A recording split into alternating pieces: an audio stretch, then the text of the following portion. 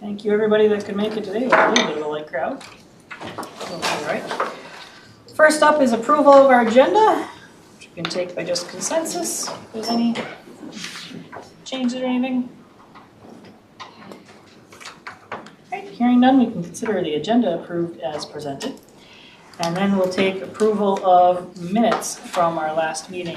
If we can take a motion and second from people present there. I'll take a motion to approve the minutes.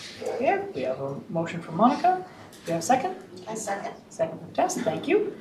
Are there any corrections to those minutes? I wasn't here. Okay. And that is noted, okay. All right, all in favor of the minutes as presented, say aye. Aye. Aye. Any opposed? Okay. Thank you, our minutes are approved as presented. Brings us to the public invitation portion of our meeting. If anyone wanted to address the commission on items on our agenda for the day, do we have any? No, the SOS group from Summit Avenue, there was some contact, but they didn't come, so. Okay. We'll see you in another one. I've been hearing a lot from them. Oh, yeah, Yeah. yeah, interesting. Okay. That brings us then to our one business item of the day, which is the Big Marine Park Reserve Long Range Plan Amendment and council consent to a drainage easement in Washington County. Tracey, can you present it? Go ahead. Good afternoon, Chair, Commissioners. How are you today? Good. My name is Tracey Kinney. I'm a Senior Planner in the Regional Parks and Trails Unit of the Metropolitan Council. Today I'm going to be presenting to you the Big Marine Park Reserve Long Range Plan Amendment and Council Consent to Easement on behalf of Washington County. Sharon Price, the Acquisition Property Manager, is here from Washington County answering your questions after the presentation. All right, so Big Marine Park Reserve is located within the northeast part of the regional park system and the northern part of Washington County. The Stormwater Improvement Project and proposed council consent to easement is located on the southeast side of the park reserve. You can see it with that yellow arrow there on the right-hand image. It is located on the southeast side of Big Marine Lake along 177th Street North within May Township. And all these images are figures 1 through 3 in your business item. Big Marine Park Reserve provides public access to Big Marine Lake, as well as protects major wetland recharge areas, endangered species habitat, and the St. Croix marine landscape, which is distinguished by its characteristic rolling hills and wetland depressions. You may recall the 2021 amendment. It involved a land conversion to sell 2.42 acres of the Park Reserve land to the American Veterans Rest Camp Association, a private nonprofit corporation. So this is a new request. It's in a different location, but it's kind of close to it. So here's the location of the Stormwater Project. Washington County is requesting a council consent to easement to grant the Carnelian Marine and St. Croix Watershed District an easement. The easement will cover 3.4 acres of land held within the Big Marine Park Reserve boundary. It is held by 3 landowners, the Washington County, Minnesota Department of Natural Resources, and a private in-holding. The project site consists of herbaceous and woodland natural areas, the DNR boat launch, and a township gravel road.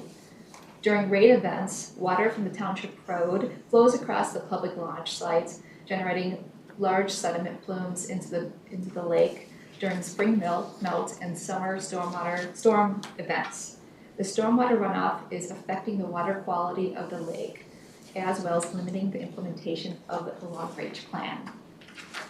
The project includes constructing a vegetated swale, infiltration basin, and basin overflow along the north side of the township road to improve the stormwater runoff. Washington County is seeking this consent to easement since there is a council agreement and restrictive covenant on the parkland. The restrictive covenant is placed on the property when council funds are used. The covenant places a higher level of protection on the land, ensuring that it remains in use as regional recreation open space in perpetuity. Council approval of this request would allow the stormwater improvement project to take place while allowing for the park reserve land to remain as regional parkland. The big plan of this project is that it will improve the water quality of Big Marine Lake while not creating a loss of site or function.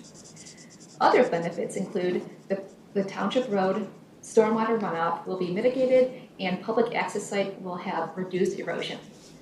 The surrounding natural area will remain intact and it will continue to be restored as forest, prairie, and wetland as shown in the long-range plan.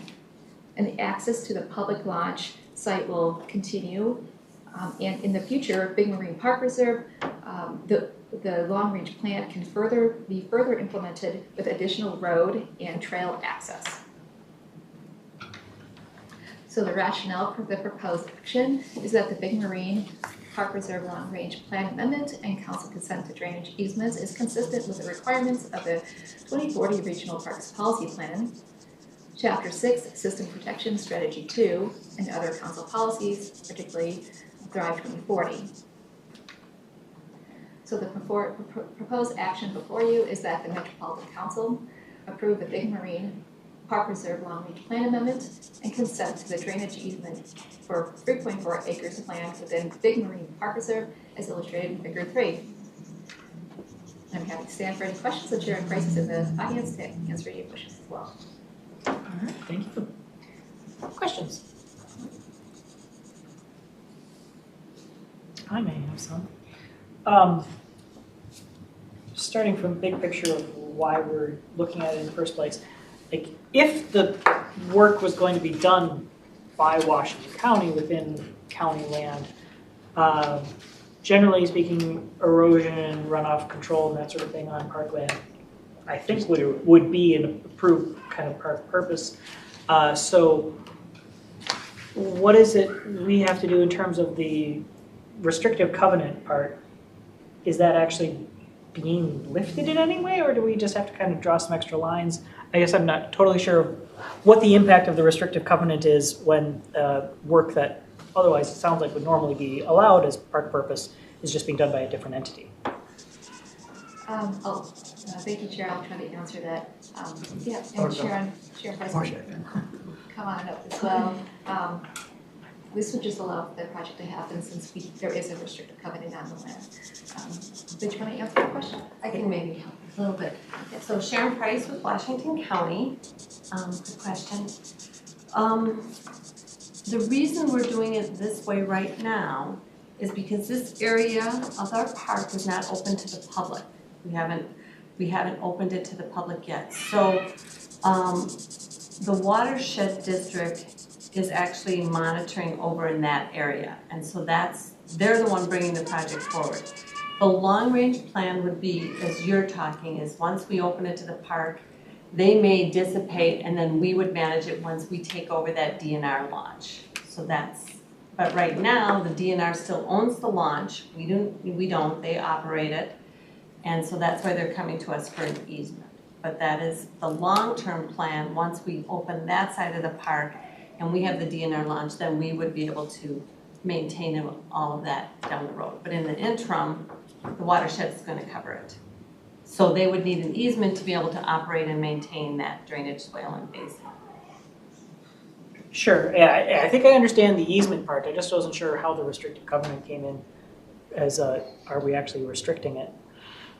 So the restrictive covenant says that we cannot do any operation like this, like with another agency, something like this, without you guys' consent to it. So that's the real full purpose why we're here. Okay. And then on just in terms of the boundaries of it and what we're approving, you said that part of this includes a private inholding. Where is that on the diagram? So if you see where the yellow is, yeah, and on the left, south end of the left where Lamont is, I believe that the watershed district has worked with, like, they need some temporary easement along there where the Reds connect south of the road to cross over to get the pipe to go over the DNR boat launch appropriately. So that's what they're referring to. We're not in charge of any of that. The watershed is actually leading this project. We're just kind of like a private landowner in this case here. So we're not, our item here isn't actually approving any of the piece about the inholding. That's just context of the watershed district also had to deal with them. Correct. Okay. Yes, Evan. Chair and Commissioners, I just wanted to mention that a few months ago we came to you with a draft proposal for an administrative approval process for routine long-range plan amendments. And we think that this would be a great candidate for that, because why would you say no to something that's going to protect the lake? So, you know, and it's a routine request, but there isn't a restrictive covenant on this. So, like, we're just playing by the book, as they say. I saw. No, I was just gonna say, I live up the street from here and I'm really supportive of the project because that's where I launch about once a week in the summer with my paddleboard. And, you know, it's kind of a muddy parking lot and people park here and there and, you know, it would just be nice if we can protect the lake a little more. Whoever's doing the work, you know, and I'm glad the county has stepped up on this project because I've never seen any DNR people out there. Yeah, I was So I actually, totally support it, and I love the master plan and what's coming in our future. I was just talking with Sandy before we started a little bit about some of the procedural stuff of, yeah, this seems pretty straightforward and just try to figure out what our procedural bits would be to make that simpler, but this seems to just be government being government and dotting some i's. Yeah. Anyone else? Looks good. Okay, then we could also, we don't have a motion yet, we could take a motion for a proposed action if someone wants. I'd be glad to. Okay. I second. Leslie, second from Tess, thank you. So that motion then is that the Metropolitan Council approve the Big Marine Park Reserve Long Range Plan Amendment and consent to a drainage easement for 3.4 acres of land within Big Marine Park Reserve as illustrated in Figure 3. Any further discussion on that motion then? All in favor? Aye. Any opposed? Okay, that is approved, thank you. File that away as things to reference as possible administrative things that are treated differently. Well, we got it. Great, that brings us then to an information item, our equity nudge for the month about the Regional Parks and Trails System Historical Cultural Study. We have an update from Jessica and Amanda. Thank you, Chair and Commissioners. For the record, I'm Jessica Lee, Amanda Lovelee. We're here to present an update on the Historical Cultural Study.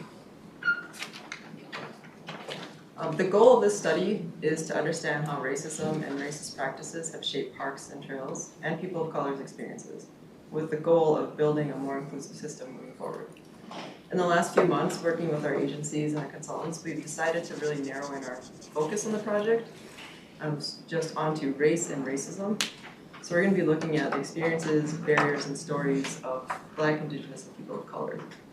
And our goal is to educate and build empathy through this project for our internal staff, park agency staff, agency boards, commissions, and the general public. So since I've been here last, we have hired a contractor, Hess, Royce & Company, and a subcontractor, Zan Associates. Hess Royce is leading the historical component of the project. Zan is leading the engagement work, and together they're going to be producing an interactive, web-based engagement and education tool that overlays stories from the community with that historical background. We've held 3 workshops so far with our consultants and our regional park implementing agency partners. One of them was in person, which was really fun. And they've kind of helped us guide the work and refine the scope to what it is. We also have our one-pagers to share, and these were handed out. I just want to note that in color, it is much more vivid. That was my fault, sorry. There are two versions. The internal is used for groups like this, internal staff, agencies, to help explain the project to boards and other people. The external version we'll be using, and are using already, with our focus groups and our community engagement. All right, so again, as Jessica said, the goal of this tool is to build empathy and to educate.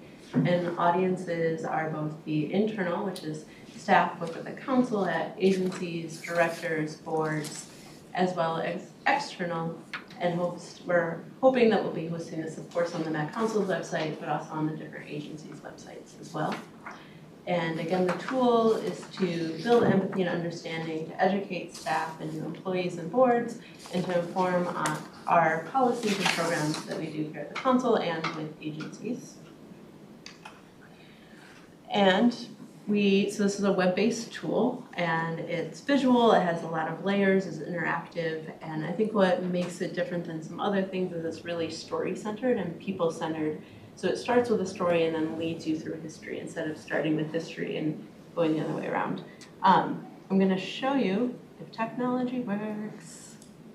Ooh, slow roll. Yeah. Okay, so I'm going to show you, this is just a draft of what it could look like that our consultants built using a story of one of the consultants, Bridget, and a story of her relationship with Minnehaha Park and a picnic with her family. I'm not going to attempt to tell her story right now, but more just show you how this tool could look and what the technology could do a little bit.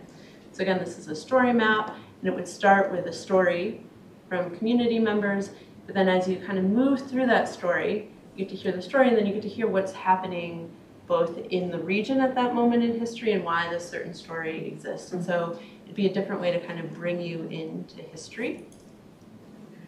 And so again, you can click through and see different parts of these maps. Some of these maps could be interactive.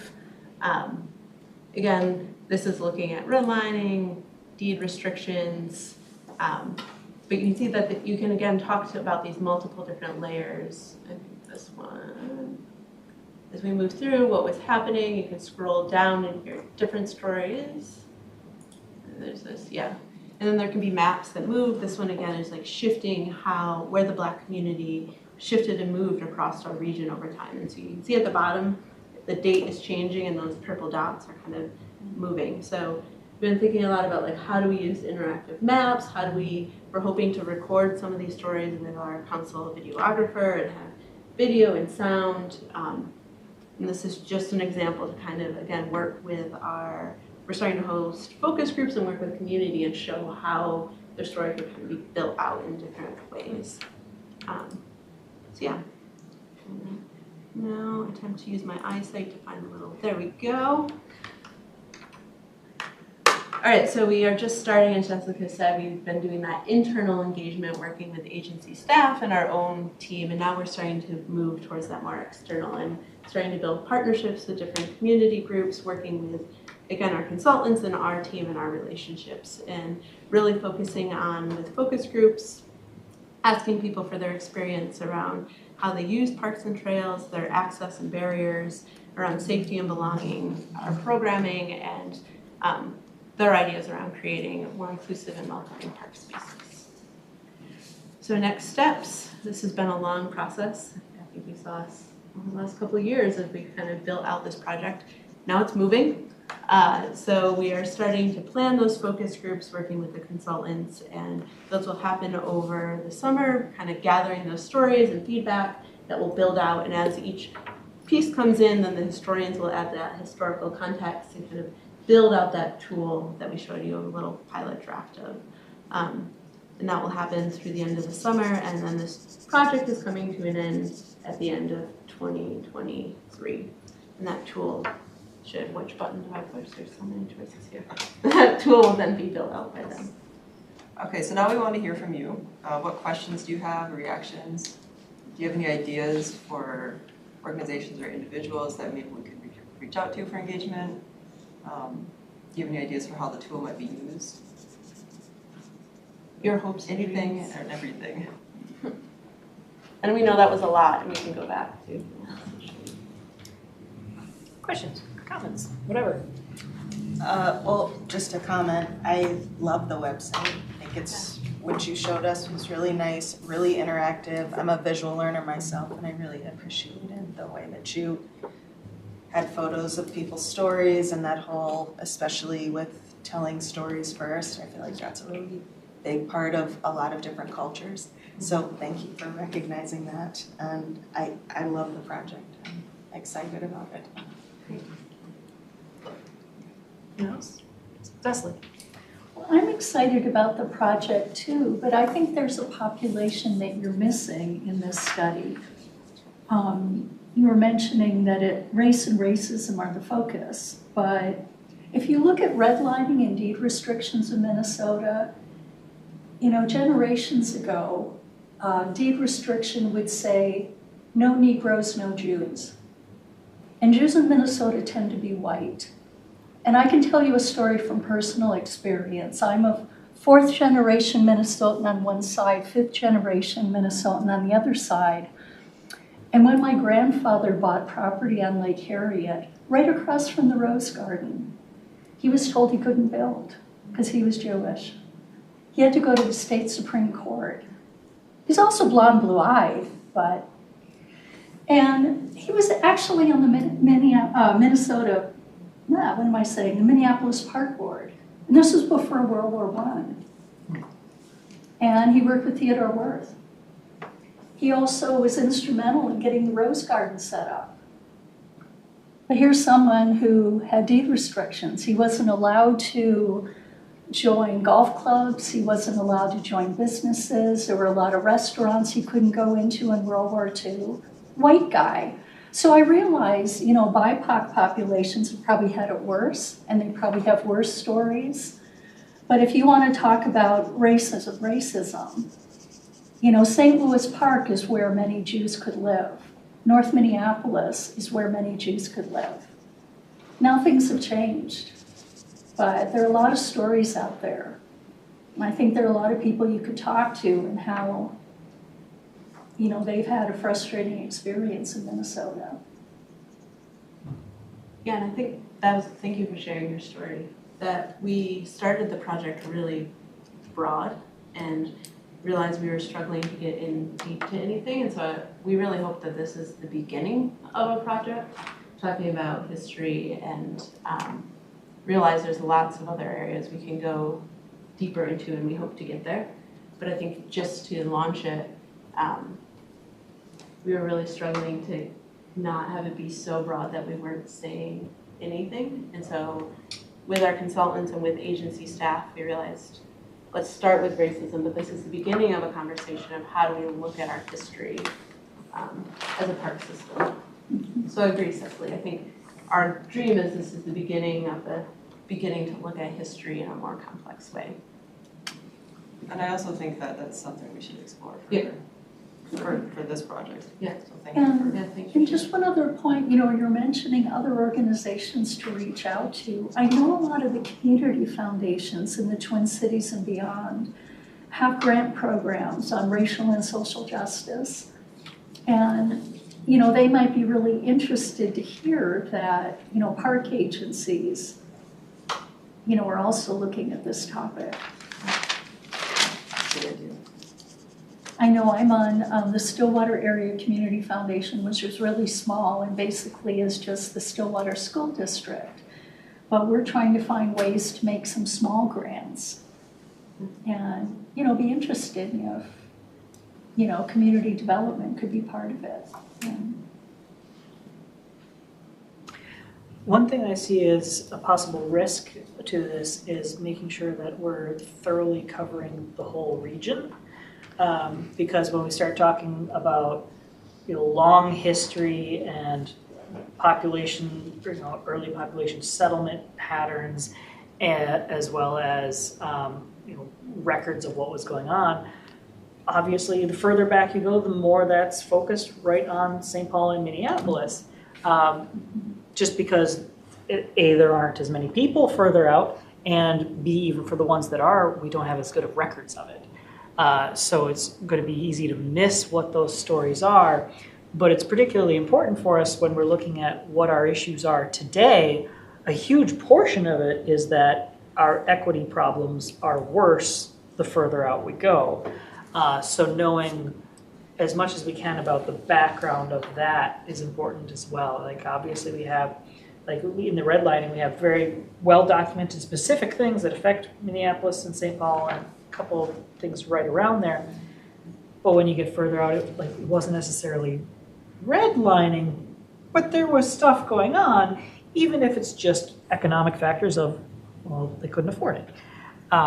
And the way that generational wealth builds into that of yeah, I can live certain places now because of where my family was able to get land 100 years ago, right?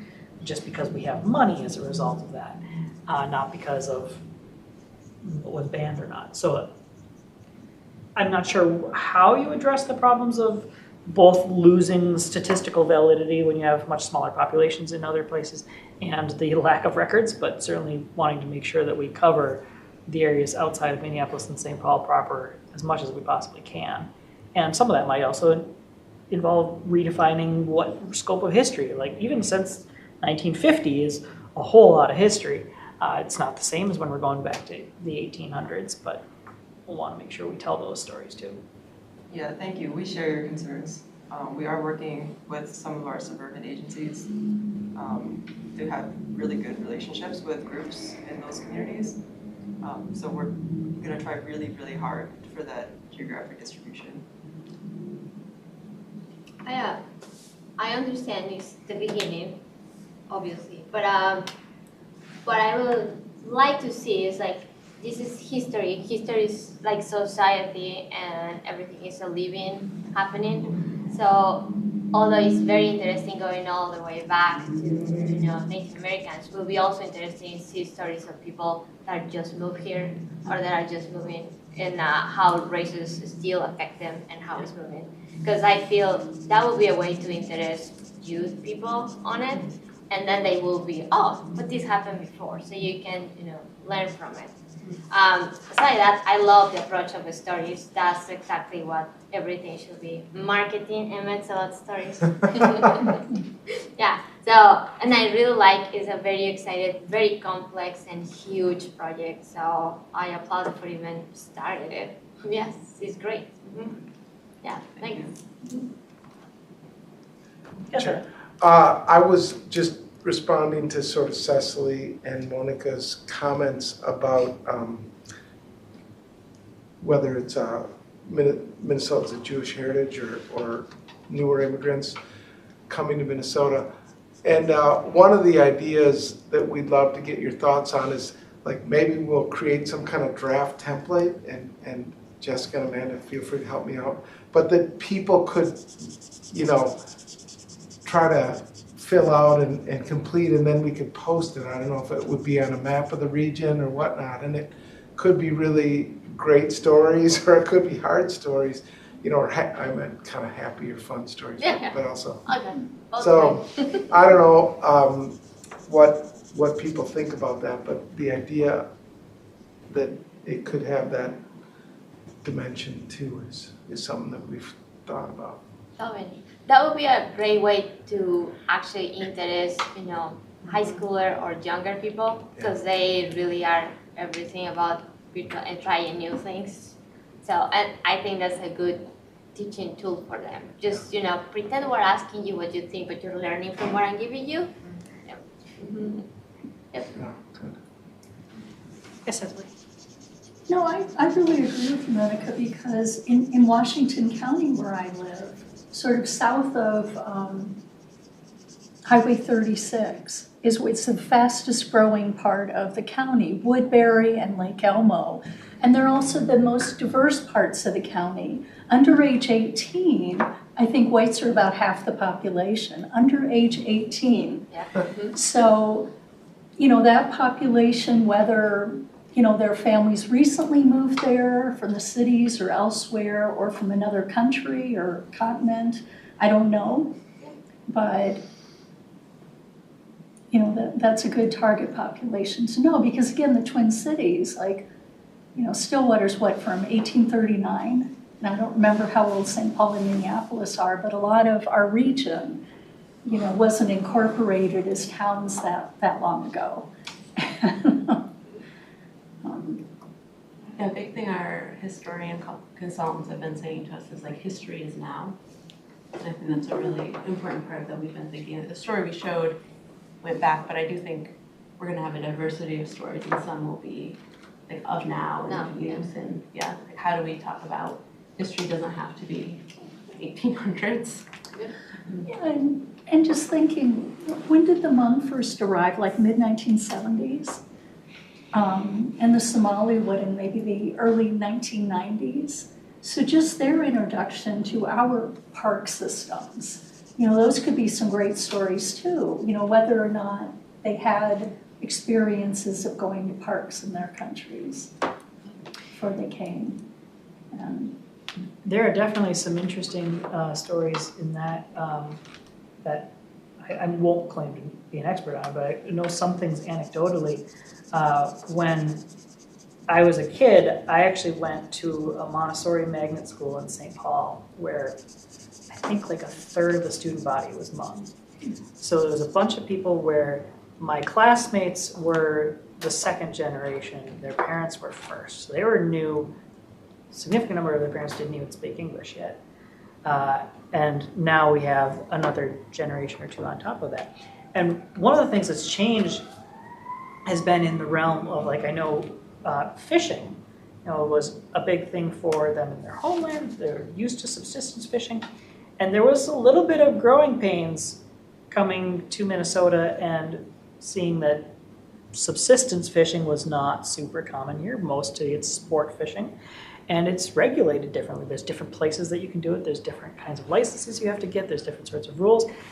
And I think for a little while we saw some confusion in that population of trying to figure out what are all these weird government bureaucracies we have to deal with to figure that out. And they've done a really good job of it. And now there's a bunch of like big name sport fishing tournaments that are run by Hmong organizations because like they came in with some knowledge about how to do fishing. And then they had to go do the work of learning all the weird laws and rules about it. And so now if you want to put on a big complicated event that gets into the weeds of a bunch of laws and rules, a lot of them now are the experts at that. So that's interesting. I'm also curious to see some of what is the scope of historical, cultural things that they're able to dive into. Thinking about where I live, and I actually do have a deed restriction, but it's not the horrible kind, it's hilarious. I am prohibited from selling alcohol on my property. Not having it or consuming it, just selling it. And it's because my neighborhood was originally developed by some Methodists that were teetotalers. So that's a thing on there. And also my neighborhood was reachable by railroad before it was reachable by car. So it was mostly railroad, a little bit by horse, but it's a kind of long way to go by horse, so some people did. And that area then developed a little bit differently than the places that got roads first. So there's things to delve into about just the who was here first, and it didn't necessarily say who comes next, but there's some quirks to it because of that, and what are the impacts of that. And what was the other? Oh, and the other thing, when you're talking about immigrants and, you know, there's both the history and the now, part of my family settled at one point in Sweet Hollow. And that was an area that went through several different kinds of immigrants. You know, there were Swedes there, and then there were Italians there, and there were Mexicans there, and another group that I'm forgetting that I'm probably going to hear about later. And so it turned over, and now it's parkland. But the reason it's parkland is because people got upset about the blight on the community and burned it down. So there's certainly a story to tell there as well, both the multiple phases of people that came through as immigrants, and then we got nice parkland, but we burned down some people's houses to do it. There's some stuff there. They burned down my great-great-grandfather's house. Yeah. I think ours were probably already fallen down before that. No, it was burned down in the 1960s. Yeah, my family was out of there well before that, so. Jonas, totally out of context, but my great-grandma had to escape to the United States when the revolution in Mexico took over her lands, and then she went back to Mexico, so, yeah. Not the other way around, yeah. Just as we're kind of having these conversations and talking about more current history and people's stories, I'm excited to see what stories come about and how that allows us to find out more about how people use natural spaces culturally, and then giving us some insight in how to allow for more accessibility, more activities that maybe are focused in on those groups. I think that this is like the start of something really, really great. I'm excited to see where it goes. Thank you. Thanks everyone for your idea. So in terms of your end result, sort of deliverable of the project, is it mostly going to be kind of that story map thing, but with just several stories, or are there more pieces to that too? At this point, it's going to probably be the story map with up to 12 stories. We're not sure exactly. And then we're also hoping for some kind of like PowerPoint presentation that'll come out of it that the agencies can have to share with their boards for some further community outreach. And then like Emmett mentioned too, having a template so we can keep going and keep collecting stories in some way. And the end audience of all this is various levels of planners and decision maker type, whether that's agencies, staff and boards, or council staff and commissions, that kind of level more so than general public? Yeah, I mean, we're hoping the general public will find their way to it as well, and we would love to see these stories shared in the parks. If there's a way to do that, when you walk in on a welcome sign, or like You can have a QR code and then. Yeah. What about the app thingy that Anoka County was showing us the other day? Yeah. I think they were focusing largely on natural stuff, and I'm pretty sure we had a discussion about what about some of the cultural stuff? Yeah, and I know our implementing agencies and what we focus on is regional parks and trails, but how many cities are in the metro area? Because it would be wonderful if some of the cities could have the information, not the cities that are part of Met Council, but many of them have their own park departments. It could be interesting information for them. You mean like the city work out and send it so they can just add it to? Well, I think it's good information. Yeah. No, I agree. I just think if, for example, Brooklyn Park have some kind of history and some kind of map, so you can just link it. And I'm sure a lot of cities have something like that. that's a good idea. Yeah, because definitely different communities have different levels of resources. Like Cecily and I are coming from places where our city governments are very small. They have very small staffs, and they have. We have 1.5. Come on. What, staff people? 1.5. Yeah, we're at. There's probably half a dozen. We're a bit bigger, but they don't get into the same kinds of things that like Minneapolis does, obviously. And so some of this is helping them out with things that they might have not had time to delve into. I think there's definitely two different pieces where we're talking about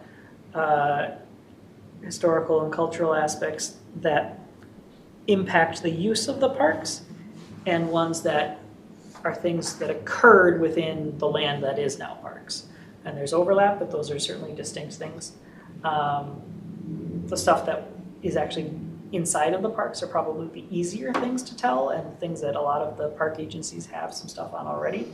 The stuff that impacts the use of is probably the more interesting to us at this point.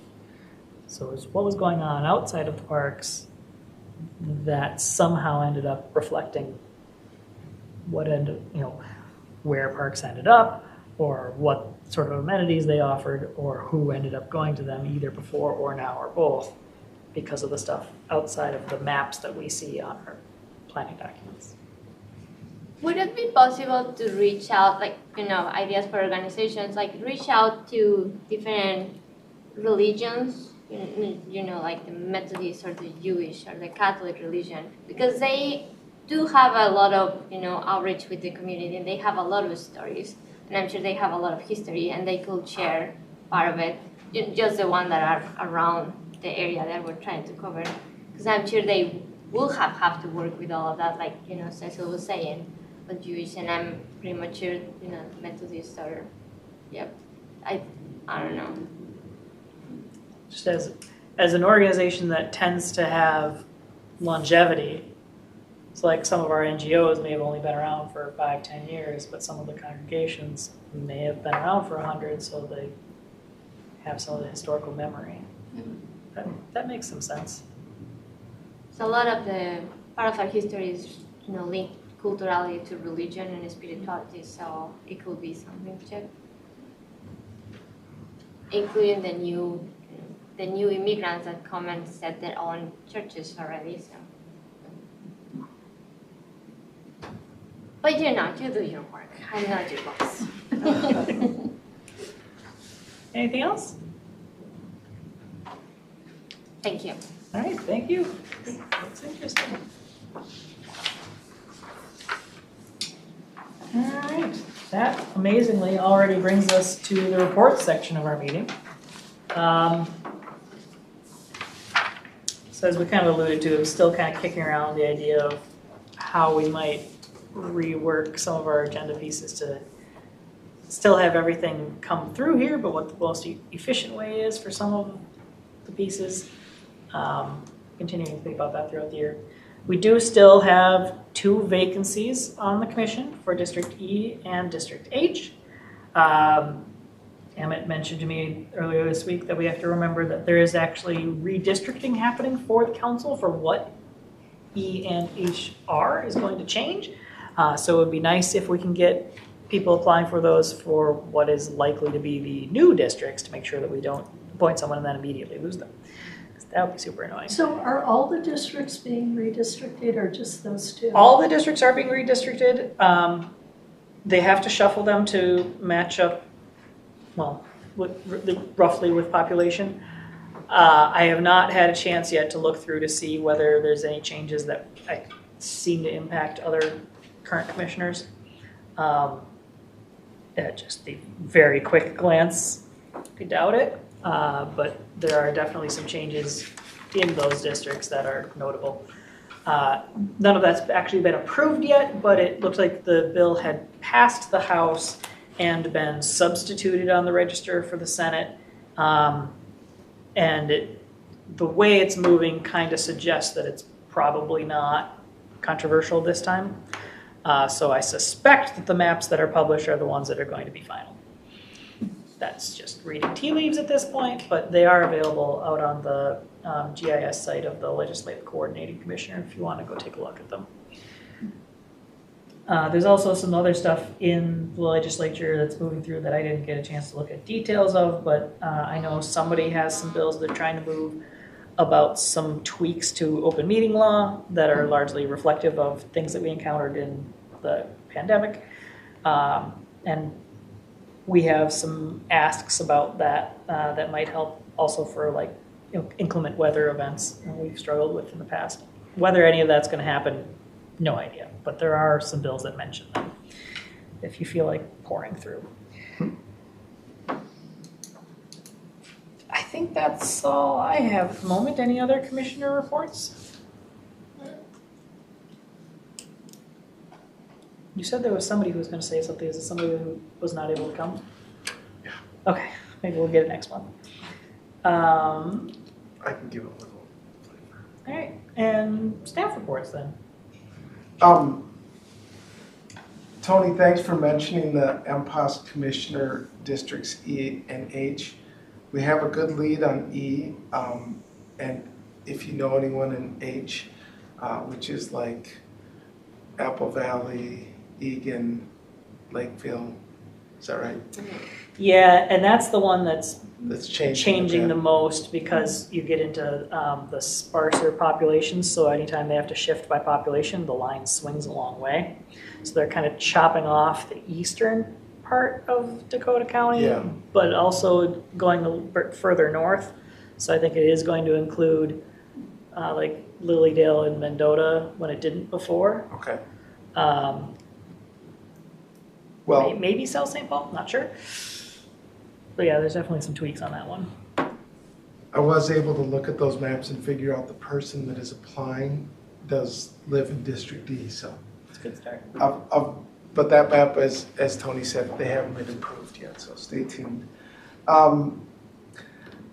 The one question that I haven't even had a chance to ask Tony about is the July 6th MPOSC meeting, so 2 days after July 4th, just for your math. It falls, so the 4th falls on a Tuesday. We're thinking about moving this meeting to July 13th. And would that work for commissioners? And we can send this out and confirm it, but we wanted to explore that with you. Should I ask my boss here? Yeah. Can Josephine be there? Do you think you can come with 13 or 16? Check agenda. She's good? Yeah. No, I'm good. Okay. You know, I just noticed you have your name tag switched. Yeah, I was gonna say the same. Well, I just aspire to be Tony. Don't have that comment. I never look at the other side of my name tag. Apparently I don't either. Either of those days should be fine for me. Yeah, the 13th is fine. The 13th works for me. Great. We'll check with the other commissioners, but, so thank you.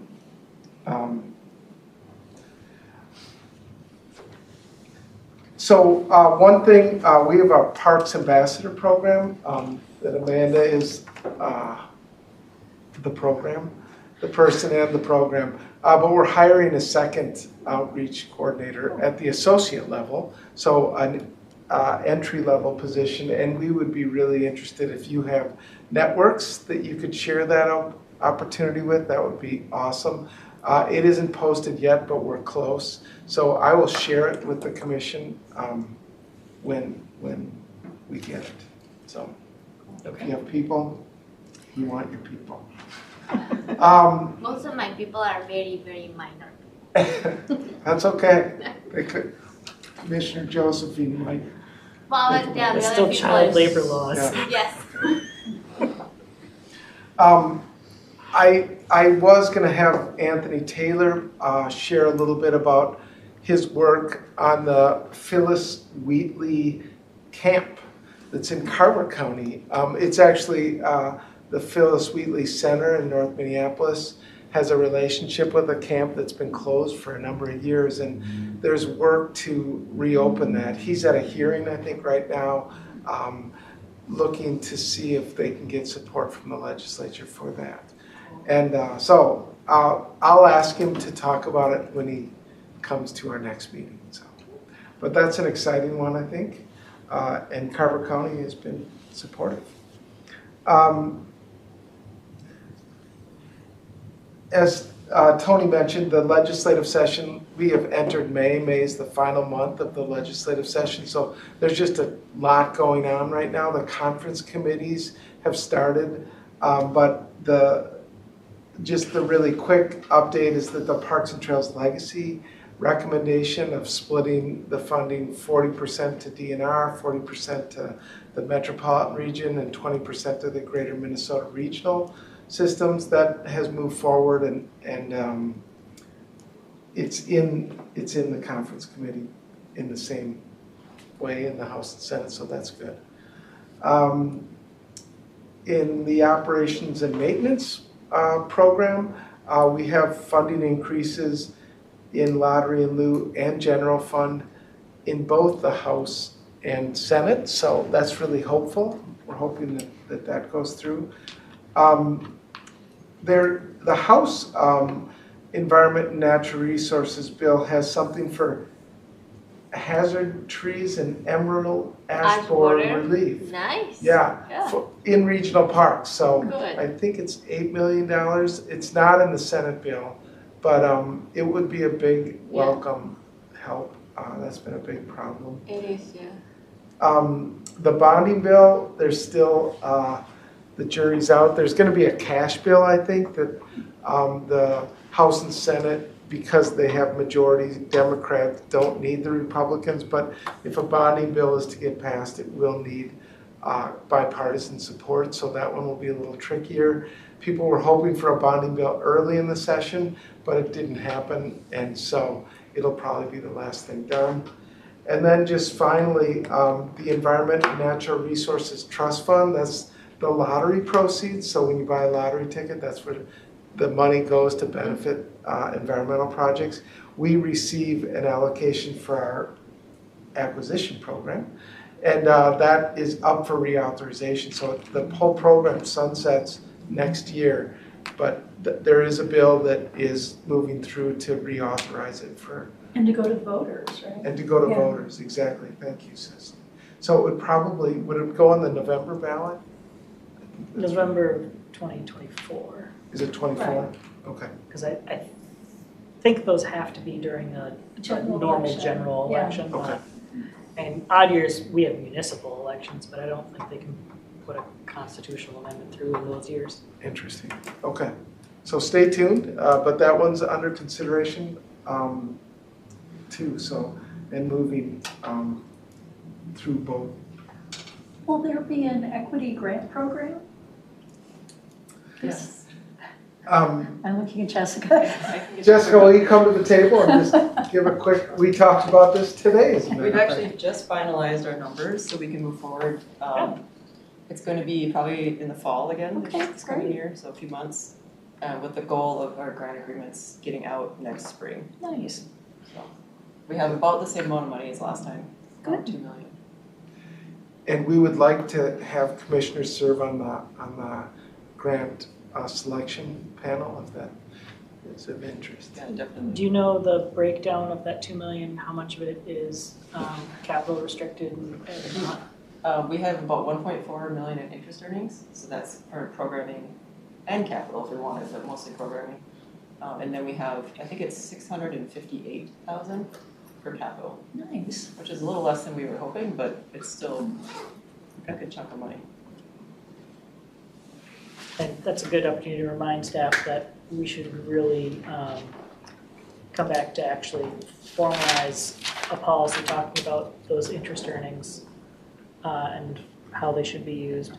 Like, we've been using them for the equity grant program, maybe we continue to do that, but what we have said in our parks policy plan from last cycle is just this will be revisited later, and we haven't actually done that yet. We should. Okay. It might be that it gets wrapped up into our parks policy plan update, but if not, it could be a separate thing too. Either way, just make sure that stays on the radar as an outstanding to-do item. Thank you. Okay, anything else? I think that's it. All right, Shortest meeting ever. then, yeah, we can have an adjournment 4-5. Thank you.